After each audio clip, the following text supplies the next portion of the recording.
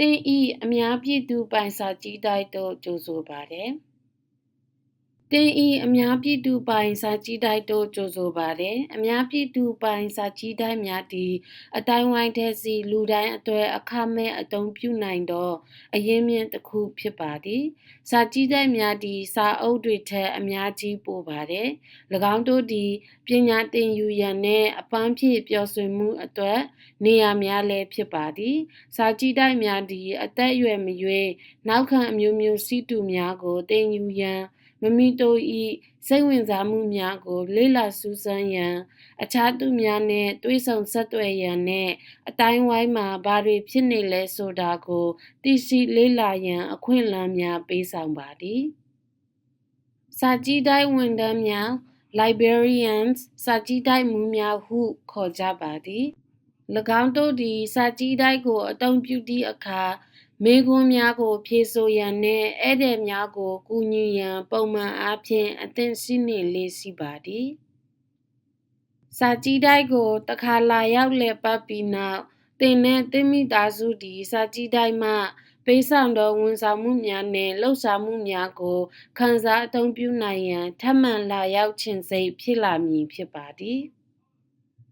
စာကြည့်တိုက်မှာပစ္စည်းတွေငှားယူအသုံးပြုနိုင်ပြီးအစီအစဉ်တွေကိုတက်ရောက်နိုင်ပါတယ်။အကယ်၍သင်ဒီစာကြည့်တိုက်နှင့်တူညီတဲ့မြို့မှာနေထိုင်ရင်အဖွဲ့ဝင်ခြင်းအခမဲ့ဖြစ်ပါသည်။စာကြည့်တိုက်အများစုကသင်နာမည်လိပ်စာနှင့်ဖုန်းနံပါတ်သို့မဟုတ်အီးမေးလ်လိပ်စာကိုတောက်ခံလေးရှိပါသည်။စာကြည့်တိုက်တချို့ကသင် ID အထောက်အထားကိုတောက်ခံနိုင်ပါတယ်။ဘာမှမှတရားရုံးမှအမိန့်မရှိပါကစာကြည့်တိုက်ဟာအသင်အချက်လက်တွေကိုဘသူကိုမှမျှဝေခွင့်မရှိပါဘူးထိုတရားရုံးအမိန့်ဖြင့်တောက်ခံခြင်းသည်အလွန်ရှားပါသောအခြေအနေဖြစ်ပါသည်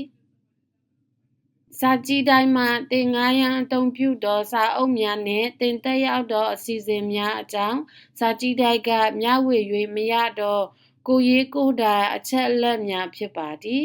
စာကြည့်တိုက်များသည်အဖွဲ့ဝင်မဟုတ်သူများကိုလည်းလာရောက်လည်ပတ်အသုံးပြုခွင့်ပေးထားပါသည်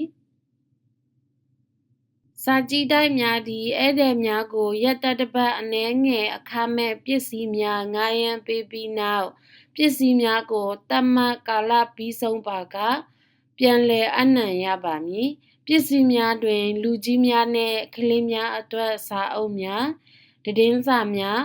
အတန်စာအုပ်များနှင့်တေးဂီတများ DVD များနှင့်သင်အိမ်သို့မဟုတ်သင်ခြံအတွက်အသုံးပြုနိုင်သောကိရိယာများလည်းပါဝင်နိုင်ပါသည်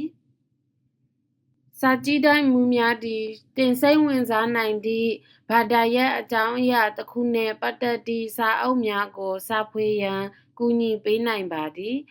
၎င်းတို့သည်သင်၏နောက်စာအုပ်အတွက်အကြံပြုချက်များကိုလည်းပေးနိုင်ပါသည်သင်စာကြည့်တိုက်စီစာအုပ်အများစုမှာအင်္ဂလိပ်ဘာသာဖြင့်ရေးသားထားတော့လေသင်ဘာသာစကားဖြင့်စာအုပ်တစ်အုပ်ကိုစာကြည့်တိုက်မူထံတောင်းဆိုနိုင်ပြီး၎င်းတို့သည်အခြားစာကြည့်တိုက်တစ်ခုမှသင်အတွက်စာအုပ်ကိုမာယူရန်အတတ်နိုင်ဆုံးစ조사ပေးပါလိမ့်မယ်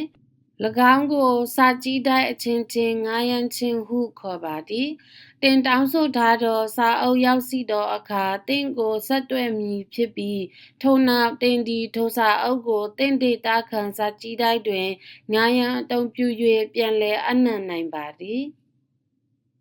စာကြည့်တိုက်များအများစုတွင်အခမဲ့ Wi-Fi အင်တာနက်အသုံးပြုနိုင်သောကွန်ပျူတာများပရန်တာများနှင့်စကန်နာများelectronic ပုံစံ e-books စာအုပ်များနှင့်အခြားအွန်လိုင်းအရင်းမြစ်များကိုလည်းပံ့ပိုးပေးဆောင်ပါသည်တခါတရံကွန်ပျူတာနှင့်အင်တာနက်အသုံးပြုနည်းကိုသင်ကြားပေးသည့်အတန်းများလည်းရှိပါသည်Wi-Fi နှင့်ကွန်ပျူတာများအပြင်စာကြည့်တိုက်များသည် database များမှတစ်ဆင့်အင်တာနက်ပေါ်ရှိသတင်းအချက်အလက်များကိုအသုံးပြုနိုင်ရန်ဝင်ရောက်ကြည့်ရှုနိုင်စေပါသည် database သည်အခမဲ့အသုံးပြုနိုင်ပြီးဆောင်းပါးများအီလက်ထရောနစ်စာအုပ်များဗီဒီယိုများနှင့်ရုပ်ပုံများအားလုံးကိုတစ်နေရာတည်းတွင်ရရှိနိုင်ပါသည် တင်တို့မဟုတ်တင့်ကလေးကကြောင်းတို့မဟုတ်ကောလိပ်အတွက်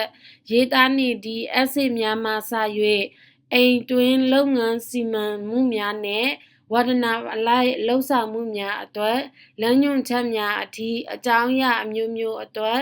အချက်အလက်များကိုပံ့ပိုးပေးပါသည်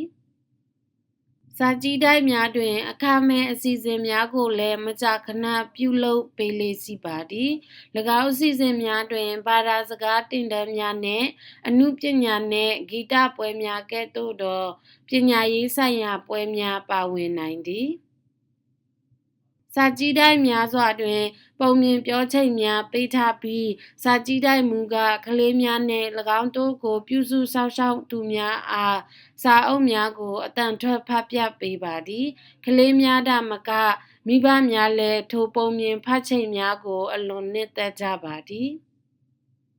စာကြည့်တိုက်သို့လာရောက်သောဧည့်သည်များသည်အိမ်သာများနှင့်တောက်ရည်အလုပ်လုပ်ရန်သို့မဟုတ်အိမ်စာလုပ်ရန်စပွဲများတိတ်ဆိတ်စွာစာလေ့လာနိုင်သောနေရာများနှင့်ထိုင်ကုန်များကိုအမြဲအသုံးပြုနိုင်ပါသည်စာကြည့်တိုက်အများစုတွင်အခမဲ့ကြိုတင်စာရင်းသွင်းနိုင်သောအစည်းအဝေးခန်းများလည်းရှိပါသည်စာကြည့်တိုက်ဝန်ထမ်းများသည်လာရောက်သောဧည့်သည်များ၏မည်သည့်မေးခွန်းကိုမဆိုဖြေဆိုရန်အသင့်ရှိနေပါသည်စာကြည့်တိုက်မူတဦးကတင့်မေးခွန်းကိုချက်ချင်းမဖြေကြားနိုင်တော့လဲအဖြေစာတွေ့ပါကတင့်ထံပြန်လည်ဆက်သွယ်၍ဖြေကြားပေးပါမည်တင့်ဒေတာအနီးစီစာကြည့်တိုက်သို့တွားရောက်လည်ပတ်ကြည့်ပါထိုစာကြည့်တိုက်ကပေးစွမ်းနိုင်သည့်အရာများစွာကိုသင်တွေ့မြင်ရသောအခါသင်အလွန်နှစ်သက်ပျော်ရွှင်ဝမ်းမြောက်မိပါလိမ့်မယ်။